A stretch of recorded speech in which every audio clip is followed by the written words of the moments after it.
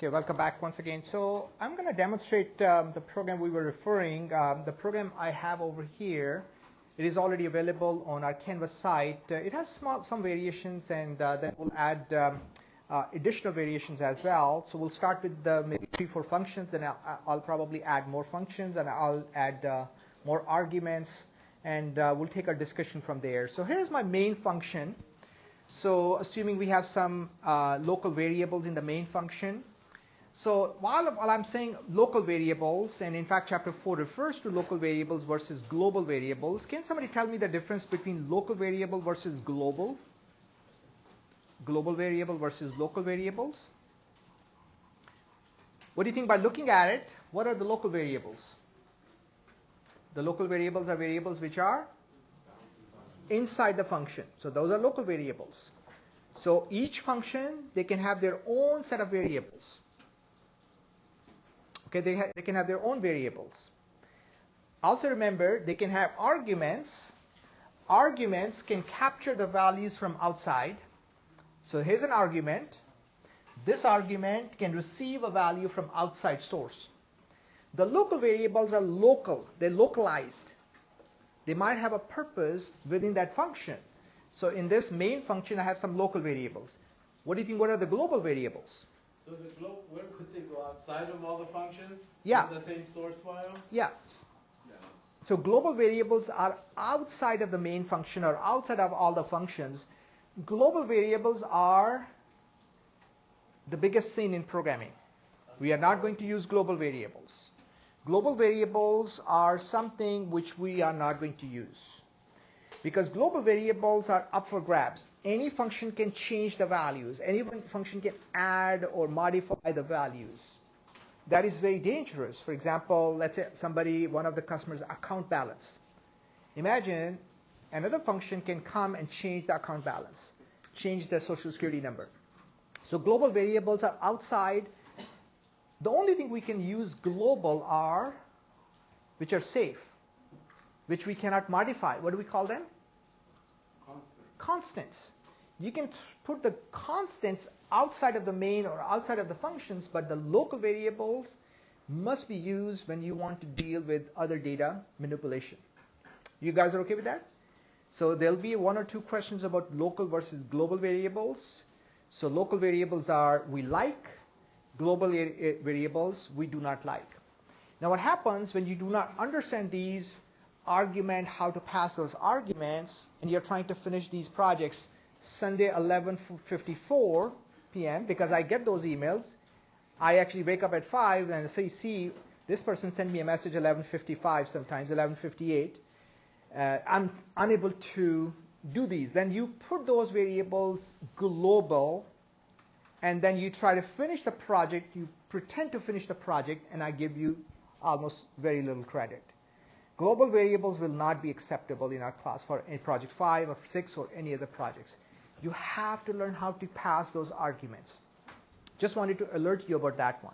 All right, so these are local variables. I also want to throw another concept here. Notice that these curly braces here, what are these? What do we call this one? These curly braces right here, this one. What do you think, what should we call this kind of code? I call it a block. It is a block, yes. So let me make it slightly larger. So this is a block. It's a local block inside the main. Now in this case, it might not add any value, but just wanted to highlight something here. Just want to add something here. So and by the way, this block is part of the main function. You see that one, right? It's part of the main function. So main function has a body. We can tell this is where the body of the main function starts, and this is where the body of the main function ends, right there. And inside the main function, I have a block, and I'm going to declare something here. I'm going to call it city. City. And this city is, let's say, Santa Ana. That's the value I stored in this one. Again, I'm going to get your attention here. So I actually declared a city inside the block. When I come outside right here, I say, show me this city. Show me this city. Probably you cannot see from the back, but it's giving me an error message. When I run it, it's going to show me an error message. And the error message is, let me go to error message.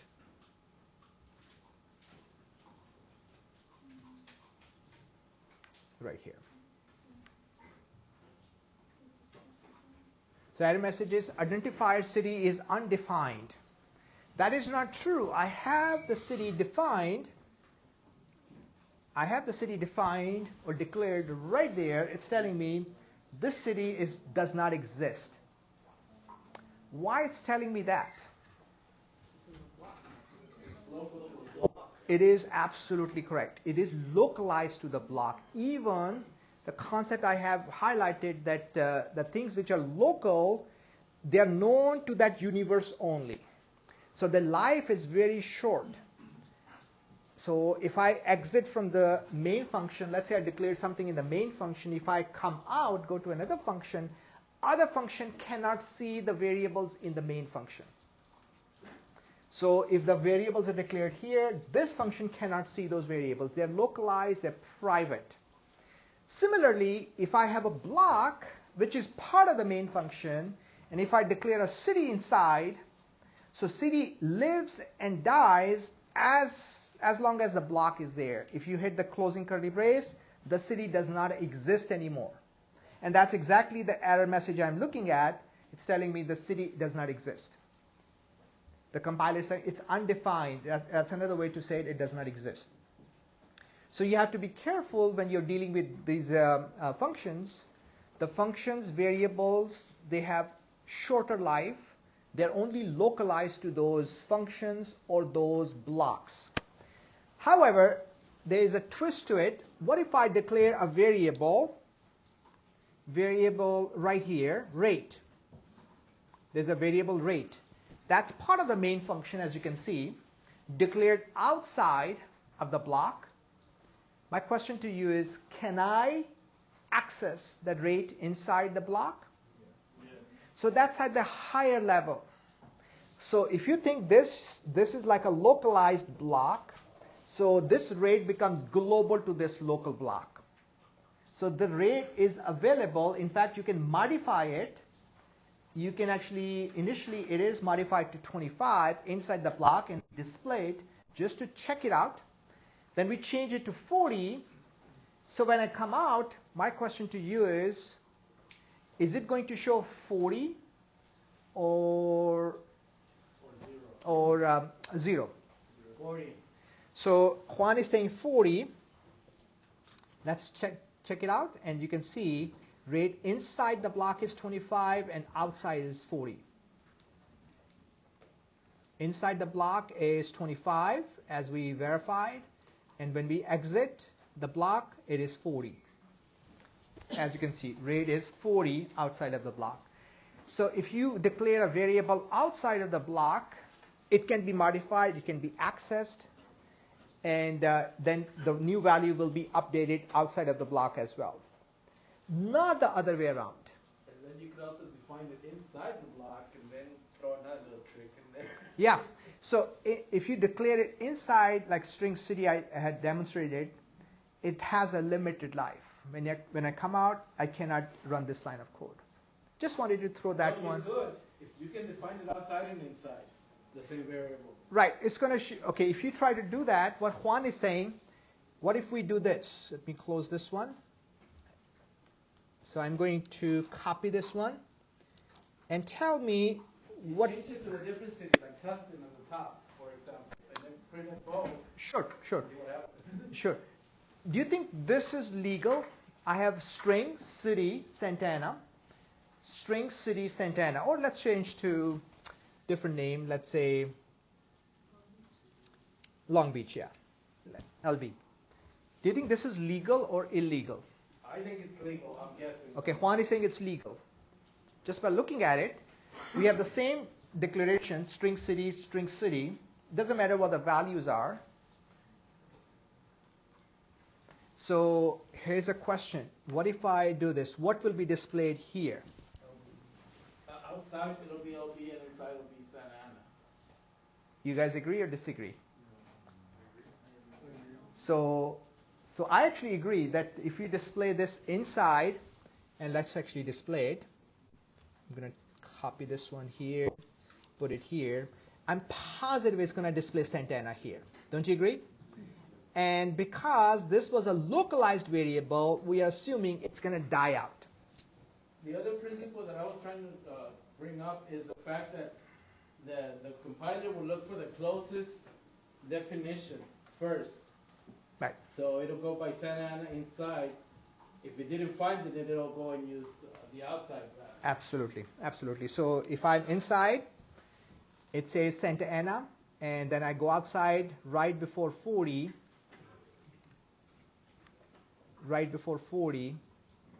and it displays LB. That's exactly what we expected. So Santa Ana is displayed inside and Long Beach. Question is, if I modify this value to Santa Ana, why that value was not updated here? Just like rate. Rate was updated, and we were able to see 40 here. Rate was modified. How come the city was not modified? The word I'm looking for is precedence. Precedence. Okay, go ahead. Is that because it checks what, like the same level Yes. before it That's goes the up and precedence. down? Yeah, so this city is not the same variable. They look like the same. You say, how that's possible? Two variables can have same names?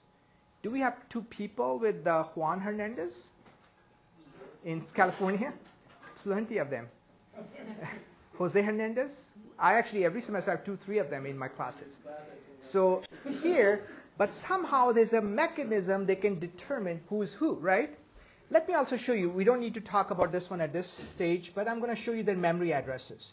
So I'm going to display cout, ampersand sign, city, ENDL. And I'm going to do the same thing here inside. And let's run it. So I want you to, don't worry about what exactly I'm displaying, but I want you to pay attention to this one. This memory address inside the block is different. This memory address is different because these two city variables, they are completely different from each other. They are not the same memory the compiler is focusing on. Compiler is looking at two different places. So one place is storing Santa Ana, the other place is storing LB. Got it? Just wanted to highlight that one. While we Also not suggesting that you do that. It's not a good practice routing to name the variable. It is a bad practice, absolutely. Absolutely. Yeah, absolutely. Yeah. However, if you remove the word string, what happens? Now they're all going to say. So if I have no keyword string here, do they have the same memory address or still different memory addresses? This time it would be the Same. same. So only 2 or 3 people say same. 70% people say we don't care. 1 or 2 people are not sure. So let's try it. I would say it's the same. Yeah. Okay, because we declared only once, and this time it's exactly the same memory address, C64, C64, and in fact the value has modified accordingly. What happened to the docket? Okay.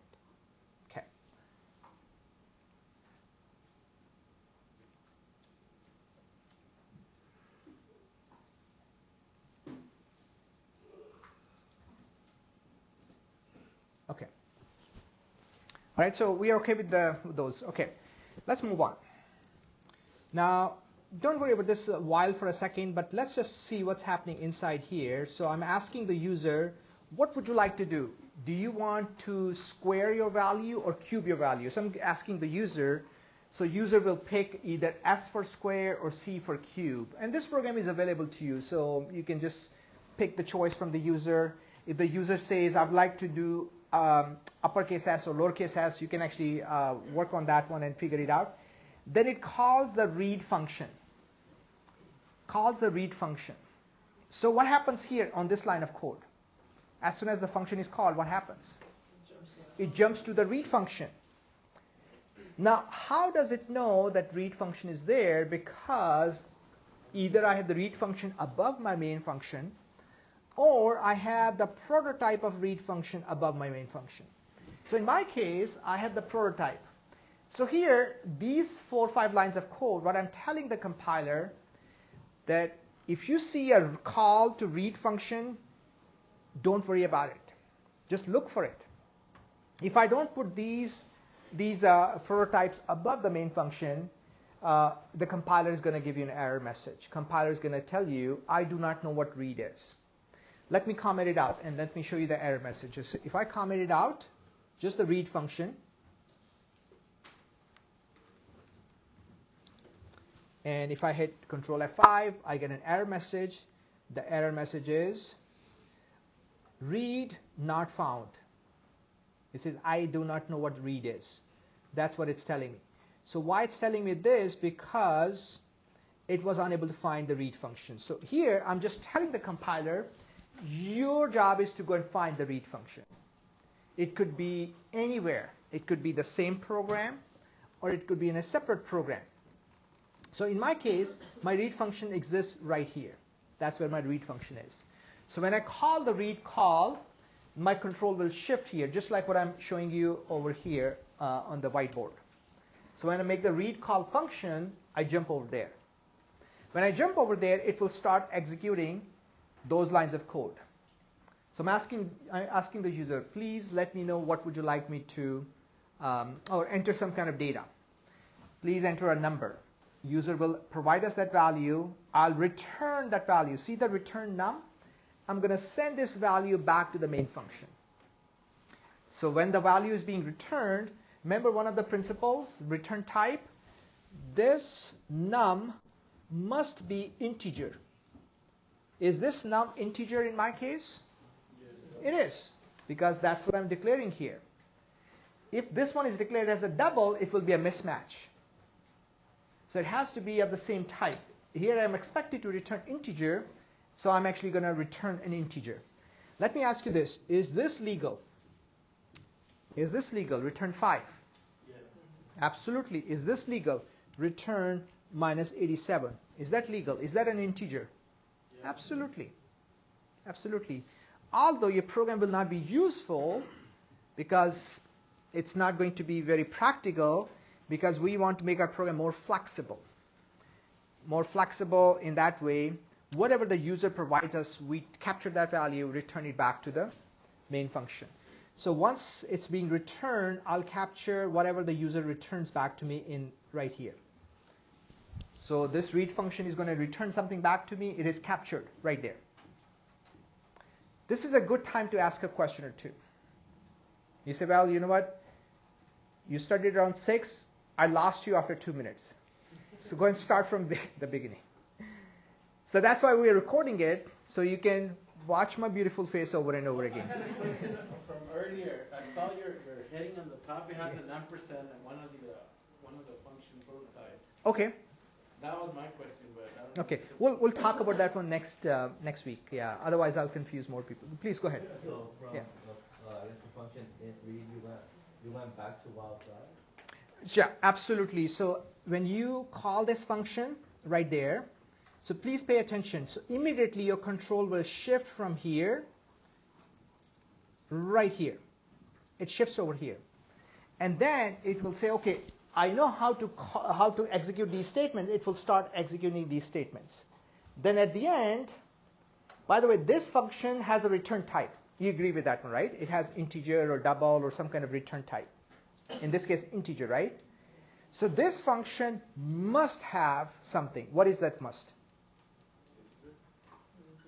A return statement. Return statement. This function must have a return statement. That's a good quiz question. This function must have a return statement. If it's a double, it's a string, it's a character, it's a boolean, must have a return, at least one return. Likewise, if it's a void, if you put a return statement, it's a syntax error. Right? It's a syntax error. Yeah. You can do exit out. There are certain returns just to stop and exit. You may do so. You may do so. But it's not logical. Here, logically, you must have at least one return. You can have multiple returns. For example, you can say, if this happens, return this. If this something else happens, return something else. If the third thing happens, return something else. You can have multiple returns. But at least one return statement must exist in a value returning function. Okay? So here, when I return, to answer your question, this number will be returned, assuming this number is 5. So this 5 will be returned as a variable, and then it's going to store the 5 in here, in that variable. There was another question on that side. You guys okay? All right. Then I'm verifying. I'm saying, okay, show me the value of that num. Show me the address of that num. And what is the address? What exactly the address means? Where exactly the value is stored. So if you want to visualize it, when I say address, so this is your RAM, random access memory. So when I declare this num somewhere above, when I said this, int num equals to 0, when I ran that statement, so the compiler went to the operating system. Operating system is the king. Operating system controls, manages everything. Compiler works under the operating system. Compiler does not control the memory. Operating system does. So compiler goes to the operating system, says, I need 4 bytes to store this num. Can you help me? Operating system says, sure. You can use this part of the RAM. It's called random access memory. It's going to randomly allocate that location. And you can use these 4 bytes, assuming they're 4 bytes. They're 4 bytes, assuming, because it's an integer, so integer requires at least 4 bytes. And this location will be called num, and because it is initialized to 0, 0 will be stored there. Now when I return a new value, such as 5, so I'm hoping, let me throw another twist here. So this one, I'm referring to this declaration here, this declaration right there. So when I ran that statement, as I'm showing you right there, this is what happened in the memory. When I jumped to the other function, which I did right here, I jumped to this function, read function. So when I jumped over here, am I declaring another variable of the same type? Do I have the same num on another function as well? Say yes. It's obvious. It's right there. Say yes. So I have another num. My question to you is this num in the read function exactly the same num? Or is it a different num? It's different. So it's different because we are declaring it again. So then there's another location which is being allocated, and it's called num, just like this one. And it stores 5 in there. Because assuming user provided us the value 5, we captured the user input, we stored 5 in there. So I just want to highlight that this value is being stored. So this refers to the read function. This refers to the main function. Now, how does the compiler knows which one is which? So anybody in this room, they have siblings or cousins who are twins? Twins? So parents know which one is which. So compiler knows exactly which one is which. So compiler and operating system work very closely. Although it looks exactly the same, it says, you know what, num is declared. You declared num the same variable somewhere else. They look exactly the same. They're probably referring to the same memory location. They're not. They're referring to the different memory locations. Now you say, well, I don't believe you. I believed you last Tuesday, but tonight we are done. So let's actually verify. So I'm going to verify. I'm going to say, show me the memory address here for this num.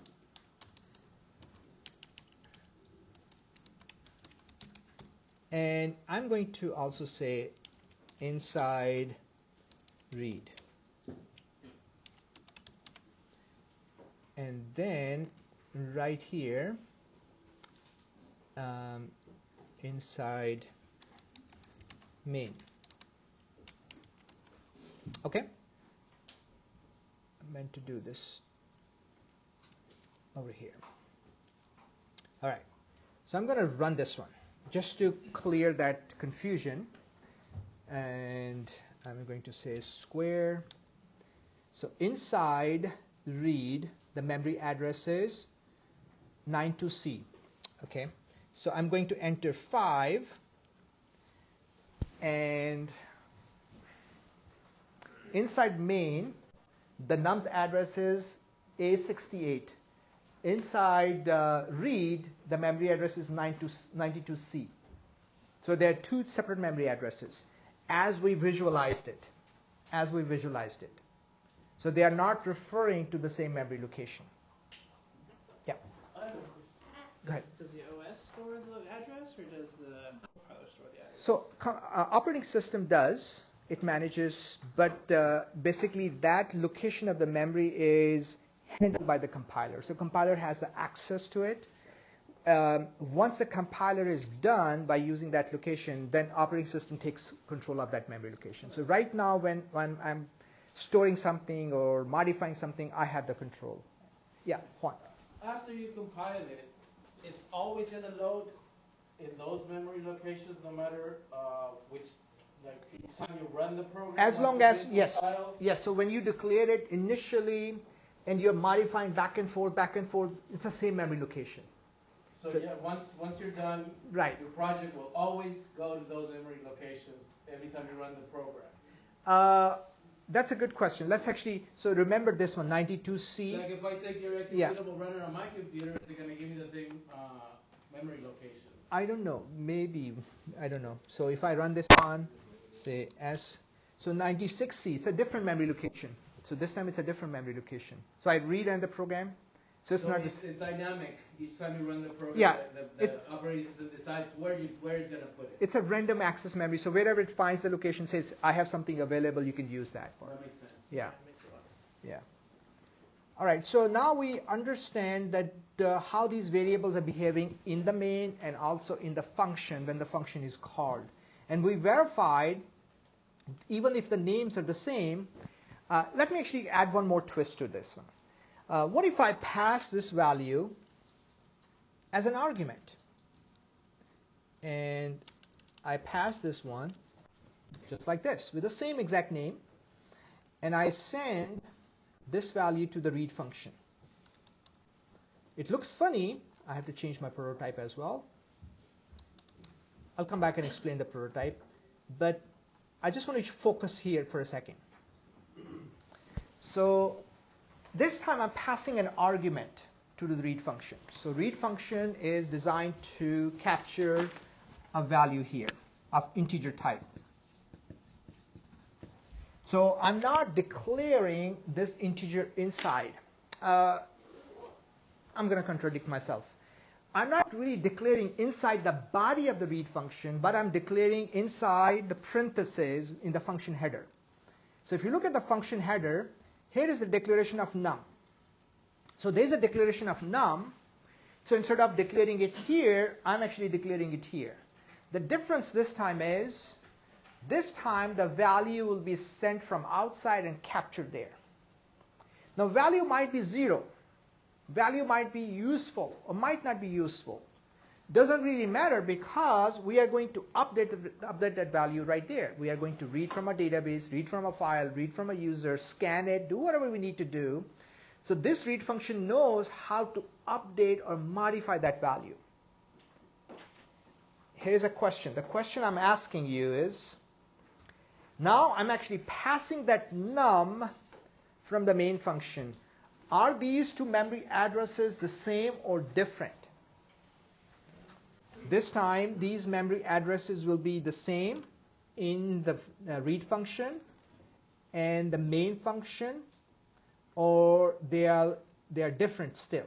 They're still different. So a couple of people say they're different. I agree. And let's verify it. So I probably have to close something. Let's see the error message. Read function does not take 0 arguments. So I think I'm calling it twice somewhere. Let me jump over there. Yeah, actually I'm making a function call. Yeah, I need to put that num there just to satisfy that one. Okay, so this time I'm actually, so inside read, the value is DAC, and then I enter 5, and inside main, value is ED8. So they're still different. That's what we expected. That's what we got. So still, when you pass as an argument, like in this case, you pass as an argument, this has a local access to that variable. So it's still localized. The only difference is this time the value will be captured from the outside source. Which it won't be used anyway. It is used because we use this variable to pick up from the user right there. So it is being. But the value passed is ignored because you're getting a new one. Correct. Unless you want to use the incoming value into some kind of equation, and then return some kind of result back. Okay? Now, before I move forward, let me ask you this. What is this funny thing here? What exactly that means? I'm using the same variable to capture, same variable to pass it on. Isn't that redundant? Is that logical? It's acceptable. I don't know if you want to do that, but it's acceptable. So what do you think? Can you think of an analogy that you pass something and in return you get a result back? Isn't that like a lottery ticket? You buy a ticket and then you can get a result back sometimes. So this one actually, the same value you're passing, same number you're passing, might be 0, but now it has been modified, it has been improved. The result which will be sent back to you can be captured in the same variable. You don't have to use 2 different variables. You could, but there's no need. Whatever variable you use to send it, you can actually get the updated value and capture it. So far so good. We know how the read function is working, right? I'm going to go one step further, guys, and I'm going to confuse you a little bit and ask you what's happening here. What's happening here? How do we read this line of code? This looks really strange. If I put the square, if I say square num, I understand that. And I'm calling a square function. I'm passing one argument to the square function. Assuming this num is 5. So all I'm saying is square 5. Call the square function and multiply 5 by 5. Probably that's what it is supposed to do. What's happening before that one? What is this display thing? It's another function. So this time, instead of saying cout or storing that value, I'm going to immediately, whatever value is being passed, I'm going to pass to the display function. So assuming this square function takes 5, returns me 25. Let's say the result is 25. So I have this result. I'm going to call the display function. And I say, you know what? I have the result 25. I'm going to pass you 25. So if you logically think, function call within a function as an argument. So logically, that's fine. So you are calling a function. This is called a function call. This whole thing is a function call. That's your function call. Function call was made. This function was a value returning function, returned 25 back to me, and I immediately pass the 25 to another function. Can I make 3 function calls? Let me ask you this. Tell me if this is legal. By the way, let me just show you square function first. So square function is assuming we are, I know this is, just assume this doesn't exist, guys. Assume that it's not there, just for a second. So all this one is doing, it's capturing incoming 5, assuming that's the value of 5. And then I say, whatever you sent me is 5. It will display 5 there. And then returns nums times nums, which is 25. Okay, let's verify it. Let's verify it. So this will happen under cube. So let's try it. So I'm going to go under cube, and I say 5, and 5 times 5 times 5, because it's cube, so it's going to return cube. Oh, I actually went to the wrong one. So this actually should be square. Let me try again. So square 5. So result is 25. So where do I display this result? So this actually happens right there. Let me put this one right next to it. So whatever was returned, in this case 25 was returned, I pass the 25 to display function. So display function captures 25 and displays 25 right there. How do I make even the read call inside there? So let's actually go one step further. What if I want to call my, actually I'm already doing it here. I'm already doing it here.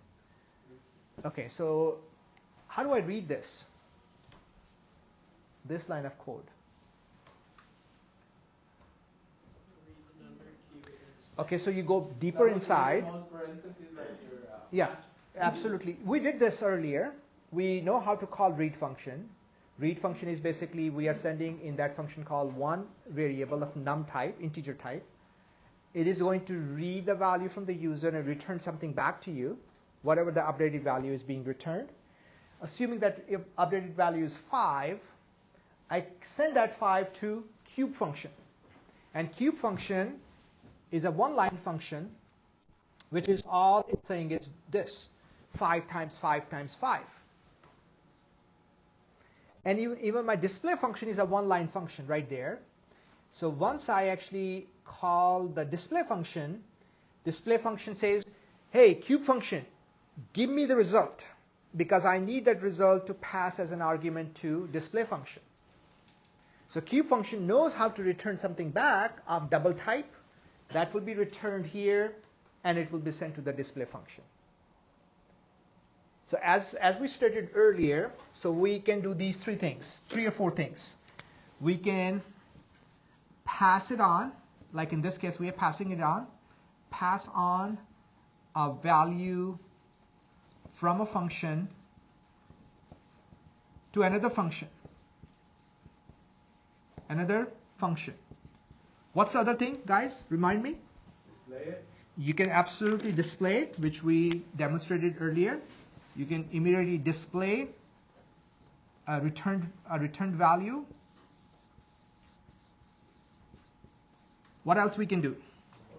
We can store it, which we did as well. Store a value, value returned. Anything else? Anything else? We can determine true or false.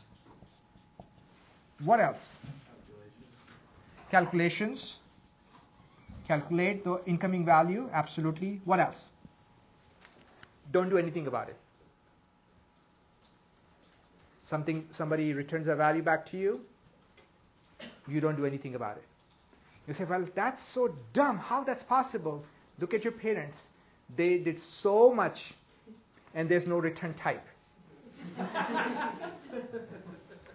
Some of you probably got it for 18, 20, 21 years, and now you have, I don't want to go there, but you'll get upset, but after some time, you're still a loser.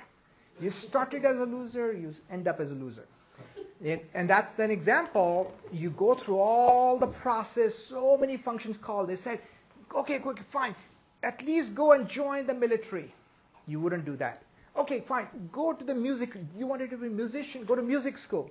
You wouldn't do that because you never had a talent. Then they say, okay, do anything. Mechanic, become a mechanic, a plumber. You wouldn't do anything because that's hard work. I'm not talking about you guys, I'm talking about the other class. And you guys are good. And then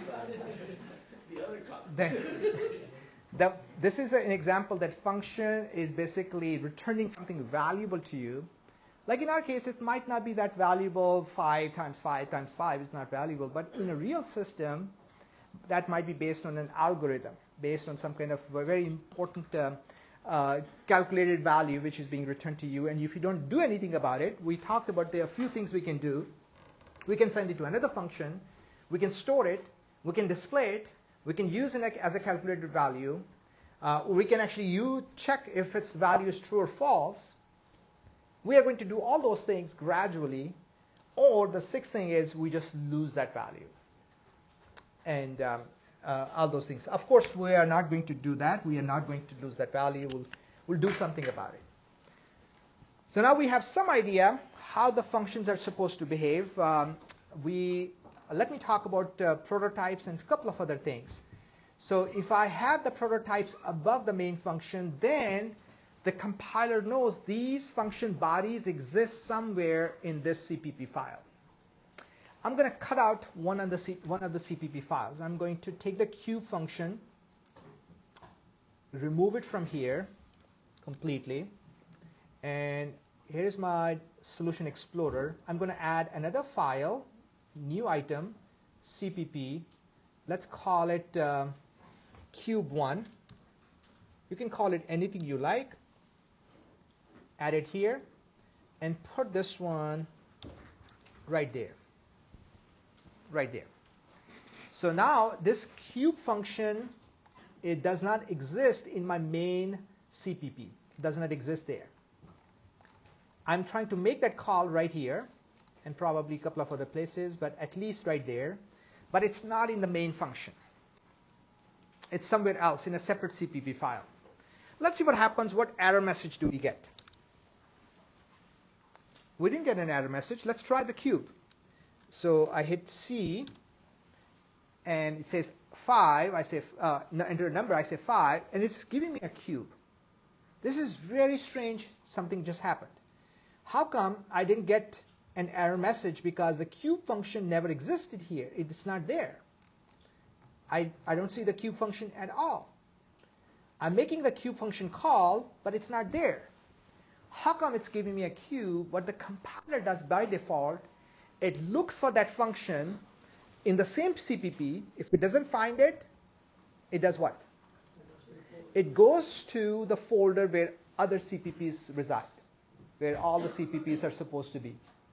And it looks for that function over there, and it finds it. Doesn't matter what the file name is. Here I call it cube1, a different name. It's going to find it. I can put it in a different location. Then I can be more specific. When you're looking for these functions, this is the folder you can find them. How would you tell it? We will. Hang on to that one. Otherwise, I've lost most of the kids. So I'm going to do something else here. This time I'm going to say, you know what? I have too many header files, too many CPP files, too many things. What if I cut out all these things, Control X, remove them completely, add them to header file, add new item .h file. And whatever the name is, header.h, you can call it anything you like, and put my libraries here. So notice that this time my libraries exist in header.h. And my libraries are not here. This time, it's telling me that you're missing some libraries. It's telling me string does not exist. And that makes sense because it refers to the higher level. It says, where is the string? Where is IOStream? It's telling me I cannot find out the necessary library for cout, endl, cin, all those things. What do you think? What should I add here to satisfy my program? So I can include, and this is how you can do it. You can simply say # include header.h in double quotes. You don't use the less than greater than? I think it will satisfy that one. So if I run this one and my program, I probably have something open in the background. Let me close it. Let's run it again, and it runs successfully. If I try square, it works. If I say yes, continue, and if I say cube, and it continues, as you can see. So this time, if you have dozens of libraries and dozens of different types of functions, if not hundreds of functions, headers, all these prototypes, all these namespaces and libraries, they can be in a separate header file, which are basically controlled by the program manager, project manager, who is basically telling you, you are responsible for this function. You are responsible for this function. You are responsible for, he or she is going to assign you your responsibility, that you're designing these 5 functions, you're designing these 7 functions.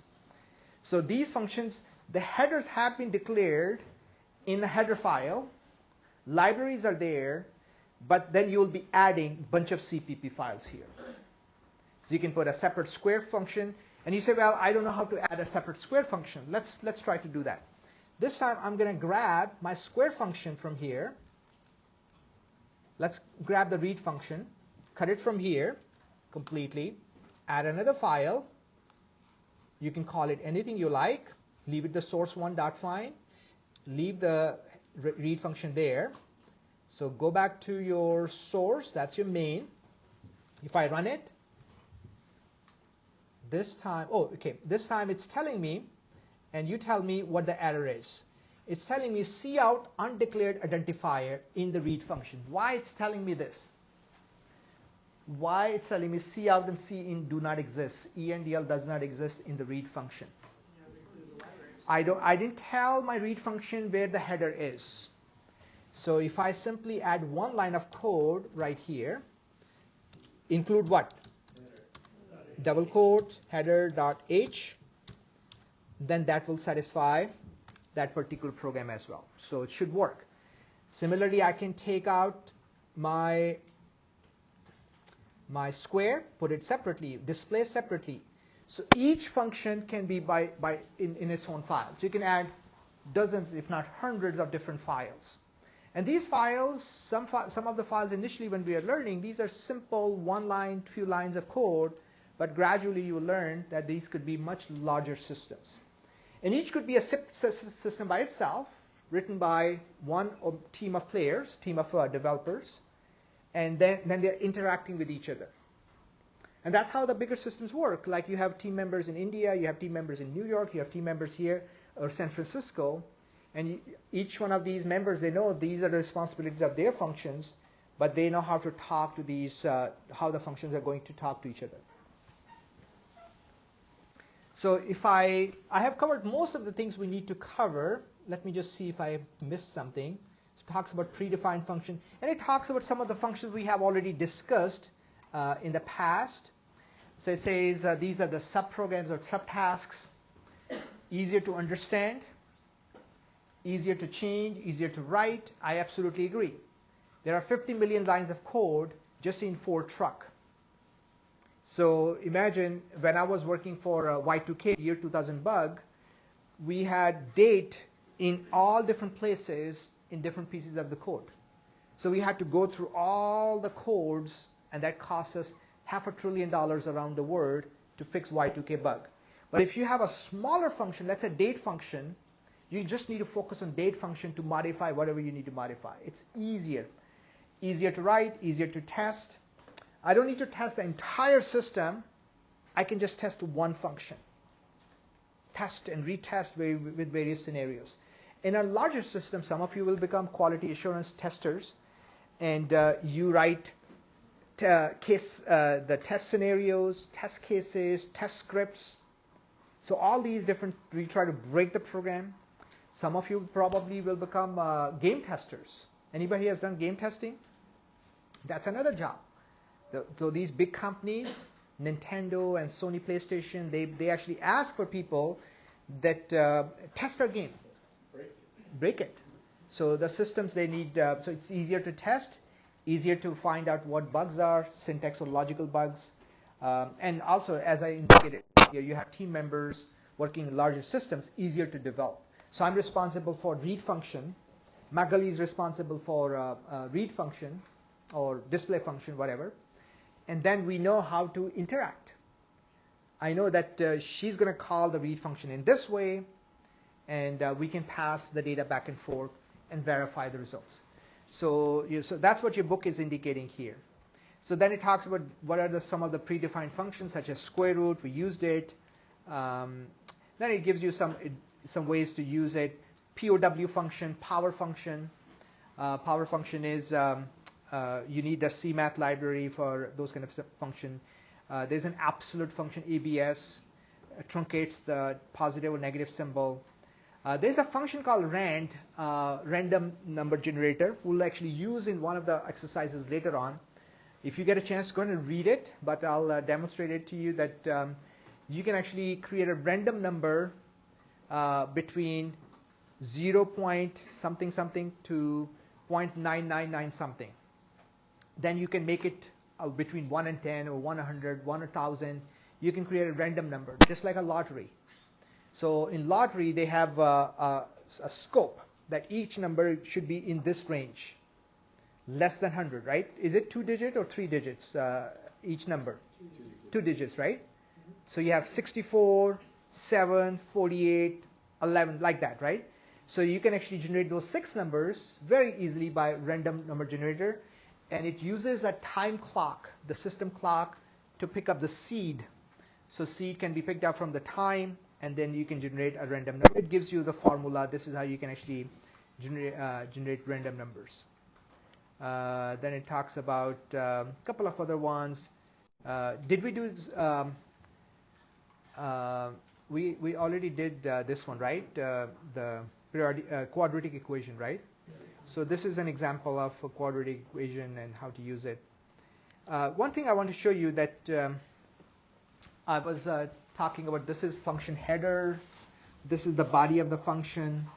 So, and these are the arguments. In fact, in another slide, it shows you more, a little bit more description. And it tells you how the values are being passed, just like I have the arrows.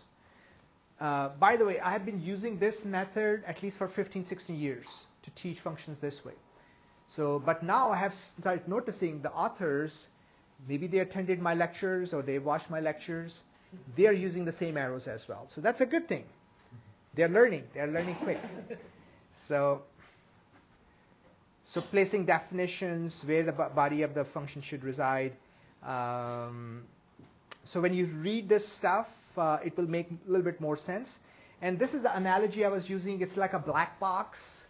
The user doesn't need to know what the behavior of the function is as long as the user knows how to use it. I don't really need to know about the transmission of the car as long as I know how to use it. So that's the analogy it's using. A black box refers to something that we know how to use, but the method of the operation is unknown, and we don't care. As long as I know how to call the square root function to get my expected value, I don't really care how that author of that function wrote that function. And it's also information hiding, implementation of the black box, and then I think we'll pick up from here when we come back next week, and we'll do a little bit more, few things. We are not done with the functions. We'll be spending more time on functions, and especially there's a concept called value versus references, and there are complexities involved. So we'll learn how to send strings, and I'll show you how to return multiple values. Tonight I actually had mentioned you can return only one piece of data back. And we noticed that when you have a value like this, you can only return one piece of data. But if you need to return 2, 3, 4, 5 different things, what do you do in that case? So I'll teach you that one, how that is done. Can I survive without learning functions? Absolutely not. So tonight and onward, for the rest of your life, your coding life, you will be using functions. There will not be a single program without functions. And functions are not difficult. All you're doing is you have a bigger problem, and you're dividing the bigger problem into smaller problem. Bigger code into smaller code. The traditionalists or purists, they say a function should do only one thing and one thing only. So function should not be designed to read and process and output. That's a poor design. There should be a separate function to read, separate function to process, separate function to produce output. If you have multiple reads, there should be separate functions to read multiple pieces of data. So your function should be a specialized function. It's very specialized. It should not be generic. It should not be very high level. It should be very specific. And when you read this chapter, and of course some of you already have read the chapter, I'm so glad. I'm so happy that I met you guys. It's like marriage in heaven. So it's like we were made for each other. So if you didn't have a chance to read, going to read the chapter. It's going to add a lot of value. To you guys. And this chapter is probably one of the most important chapters so far, because this chapter is going to come back and forth in 120 as well as in 121. So, and of course in 121 we'll be writing more complex functions, but at least this is our first step. So this is the first time you are learning how to write your own user-defined functions. So spend time on this chapter. Chapter itself is how many pages, Magali? The 50 pages maybe? What's the starting? 270. What's the starting number? For chapter 4? 172? Is it 172? 181. 181, and it ends around 240 something. 240, yeah. So, but 250, or that's including exercises, right? So it's about 60 pages or so. So 60 pages means 2.5 hours of read. So that's not bad. That's not bad at all. So maybe you can, before you go to sleep tonight, you can read half of the chapter. Guys, we are not done yet, so I still have a few more things to talk about. So just give me a few more minutes. I'm going to talk about the project. So project is on page 247. So on page 247, if I can, Magali, can I borrow your book? If you look at number 1 on page 247, it says, write a program that computes the annual after-tax cost of new house for the first year of ownership. So this is a mortgage problem. So the new cost is computed as the annual mortgage cost minus the tax savings. So what if I'm actually in positive mood tonight. What if I tell you, right here, right now, I'm going to save you $300,000 to $400,000. Remember I promised you? Didn't? Oh, I didn't promise you. Okay, I'm going to promise you right now. So this problem, if you have an Excel, go ahead and open Excel. Excel. Going to click on Excel. Okay, when you're in Excel, go to File, New, and here type loan. And you will see the second one, loan amortization schedule. Click on that one.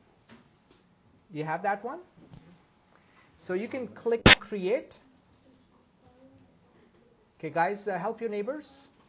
The second one, I picked up the second one, loan amortization schedule, create. And you end up something like this. So we'll change the values here. So what is a typical, let's say I go to realtor.com, and let's say you and your spouse has decent job. You are making 80,000, she's making 80,000, or he's making 80,000, whatever amount is. Let's say you are in 20s, late 20s, and you are ready to purchase your first house. You say, well, I like Huntington Beach, and then we can set our certain beds, say 4-bedroom. And then we will say property type has to be single family home house. Okay, so we can set additional filters. You can spend a little bit more time. You say, well, this looks kind of higher. Let's go to the lowest. Yeah, let's go to the lowest. So this one is about 1,254 square feet, 4-bedroom. Doesn't make any sense how it's 4-bedroom in 12. We say, you know what? We need at least 2 baths. 2 baths. That's not right. And we still got 2. I'm going to make it because we have get some. So this is reasonable. 650. This is probably reasonable size, 2,000 square feet. So 4-bedroom, 2. So let's say 650,000. So let's say this is a house and we have the down payment. How did we get the down payment? You are 27, 28, she's... So you got money from parents and you took computer 120 and the teacher told you not to have lavish marriage, wedding. Simple. And ask all the guests to bring cash. No box gifts, nothing. Nothing. And even your stingy uncle, tell him we are taking off immediately after wedding, so we need only cash, check. Or these days I've seen in weddings, they even have the credit card machine holding. I can show you the picture. So anyway, so goal is that you are going to save money for your first house. So let's say you have a down payment, so 20% down. What is the 20% down for $650,000 house? Let's say we negotiate and we end up with $600,000. What is the down payment? Down 20% of $600,000, guys. Don't embarrass me. It's on camera. 120? 120. Yeah. So 600, that's the cost of the house. We're going to plug in 600,000 here. 60000. However, we have the down payment. So 600,000 minus 120. What is the amount? 480. So let's plug in 480. 480. So that's the mortgage we are going to have. Let's say you have, again, you took my class. She didn't take my class, or you took my class, or he didn't take my class. So you have a decent FICO score. You say, what? What is that thing? What is a FICO score? Some of you probably have never heard FICO score, right? So Fair Isaac is a company based in San Diego. They create a score for you. There are 3 agencies. They keep track of your FICO score. What are the name of those 3 agencies? Equifax, TransUnion, Experian. So there are 3 of them. So the range of the score is 0 through 850. 850 is perfect, and 0 means you have absolutely no credit. So let's say you have good credit, but as a spouse, your spouse doesn't have a good credit. So you get an interest rate, let's say 6%. 6%. And you don't have a huge credit history, you're still young, and you have some, maybe 1 or 2 late payments, things like that. Because they stay in your credit anywhere from 10 years, 7 to 10 years. So if you make a 1 late payment, it stays in your credit for 7 to 10 years, which is pretty significant. Imagine if you made a mistake when you're 28, now you're 35, still you will have bad credit. Although it will probably supersede because the lenders probably will overlook those things. But just to think about it. So let's say we are buying this house. Typically, Americans buy this house. The American dream is how much? For a house? How many years? 30 years. So I'm going to crush that American dream tonight. I'm going to tell you that's just the banks created these fancy names to rip you off. The system is rigged against you. And only very few people understand how the system works. But I'm going to show you.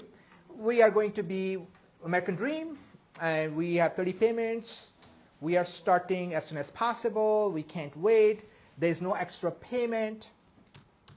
And we have 480,000 loan, 6%. So our payment is about $2,877, as you can see. And you'll say, well, that's very expensive. Well, these days, a house 4-bedroom is close to $3,000 in Huntington Beach. If you cannot find less than $3,000. My friend, he has been living in Southern California. I've been telling him for years, come on, start with condos, start with a townhouse, start small, start with $1,000. No. And he's paying $3,000 for at least for the last 15, 16 years. So I actually calculated one time he has paid close to $500,000 to $600,000 rental. Somebody's getting rich, and he's not taking advantage of his. And I just want to let you know that these are the things nobody tells them because the parents they do not understand how the system works. Nobody sits with them, and many of the people make these mistakes when they are young, and they continue to make that mistake. So this is not bad. In Southern California, $2,800, you're making $70,000, $80,000, she's making $70,000, $80,000, or vice versa. That's not bad. It's a pretty good deal. Now, my question is, how much was our, let me just go here. How much was our total loan? Total mortgage for 30 years? 480,000. Guys, I want you to look into my eyes and tell me how much interest you will end up paying in 30 years. Don't look at your screens. Look into my eyes. How much interest you will end up paying in 30 years? Too much. 50,000? Quadruple, triple, quadruple. More than 50,000? 300,000? For that, it's probably Is it 100,000? Over $1 million. It's probably around 180 to 200. More than 30 years, yeah. Okay, I'm going to decrease the size here. You will pay 550,000 interest alone. 556,000. That's just the interest alone for one couple, for one family's interest alone. And this one, after you listened to me and did not have the big lavish wedding. Without the lavish wedding, this is how much you would have paid. This house was 600,000. You would have paid 700,000 on interest alone. So after 30 years, kids are grown up. You sell this house for 1.2 million, and you jump up and down. You say, we are rich. You are losing money. Lost about 100,000. You're losing money. You don't even break even. Absolutely. This is mind-boggling. And this is, millions of Americans do this every day, all the time, and they call it American dream. The banks, they call these names. Do you know how the word mortgage comes from? What's the root word? Morgue. Death. And you know the word debt? Debt comes from? Death. Yeah. So this is unbelievably, incredibly foolish. Now, I'm not saying, I just going to tell you, there's a smarter way to do it. There's a better way to do it. First of all, who's asking you to go and buy a house when you're only a couple, young couple? Buy a small condo. Start with 250, 300,000 and have a big down payment. So 600,000 is not reasonable. 480,000, as we agreed, is a little bit more reasonable. You have a 20% down. If you don't have 20% down, there's a PMI. PMI is private mortgage insurance. There's additional maybe $280 to $300 every month. That's another maybe 80, 90,000 you will end up paying to the bank. So what I'm saying is that you want to improve your credit score, FICO score. When I was getting my second mortgage, I actually had the first house, then I got the second house. When I actually got 3.325. That was my interest. So, and I said, I'm not going to do 30 years. I'm going to do 15 years, and I'll come back to it in a minute. So for 3.3 with 400,000, your payment went up slightly. Remember, it was $2,900, close to $2,900. Now it's about $400 or $500 more, which means no Starbucks for 15 years. And you don't have to go to AMC theaters. You can go to this what's the name of it? Picture show. The main place? The main place one. $2, and they have a nice reclining seats, only for 15 years. And you say, well, you are embarrassing me. You want me to go to Walmart? You want me to go to main place picture show theater? You must be kidding me. And I cannot wear that expensive designer shoes. I'm a lady. Look at me. I cannot wear Nordstrom shoes. No, you cannot. I do not give you the permission. Why? Because I just saved you close to $400,000. I just saved you $400,000. It was $556,000 with the same amount. And if you are smart enough, it would be barely any interest, like $60,000, $70,000, and you will own that house probably in 10 years or less. I've done it twice. There's one more thing that they can do is the extra payment, another $50. Absolutely. Cuts it down another Absolutely. 50, 100,000. Absolutely. That's what I'm saying. There are other different things you can do. So this is incredible knowledge. If you forget, by end of May, middle of May, you'll forget my name. But if you remember this, there is a loan amortization schedule in Excel. Save it, put it somewhere, and revisit. You say, I'm only 21. You must be joking. The people who are wealthy, they are not the people who are driving Lamborghinis and Porsches. Those are the show-offs. Those are the people who are looking for girls and sex. Those are the people. I should not say on the camera, but people who are real wealthy, you will see, look at Mark Zuckerberg. You will not see him or Bill Gates in a Ferrari and Lamborghini and those kind of cars. They are not stupid. They're smart. That's why they're wealthy. You will never see Warren Buffett sitting in a Lamborghini or Ferrari. They are way smarter than these idiots out there. So when you understand the real purpose, you want to be wealthy when you're 30 and 40, that's how you become wealthy. You will be living the rest of your life without any debt ever. I don't have any debt, and I can tell you I have made few good choices. When you make those good choices early on, when you're in 20s and early 30s, by the age of 38, 39, you'll be a millionaire. And millionaire means most of the millionaires, they drive Corollas, they drive Accords, they drive regular cars, and they don't. They will try to save money. They will say, okay, I get this chance to save money. Why should I go to AMC theater, pay $18 for a movie for some stupid glasses? I can watch the same movie without stupid glasses. Because they want to get you. They want to get you. Family of 5, Disneyland. Oh, this is our dream, American dream with Disneyland.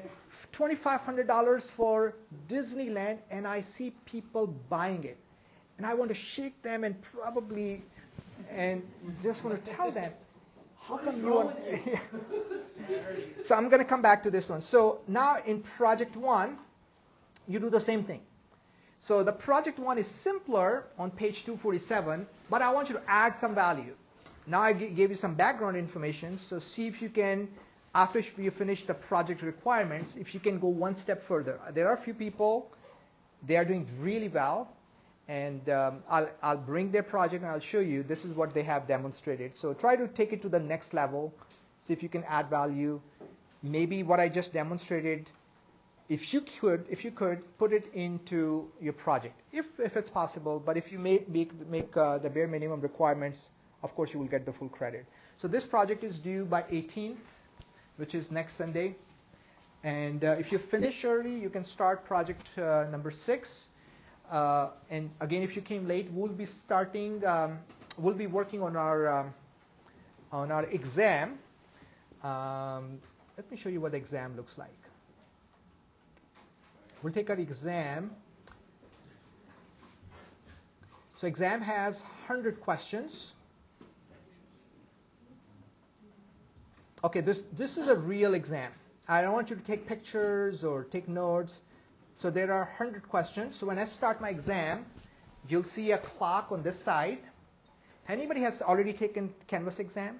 So some of you have already. So you know how it works. You can scroll up and down. All the 100 questions will appear here. You can click on any question, jump back and forth.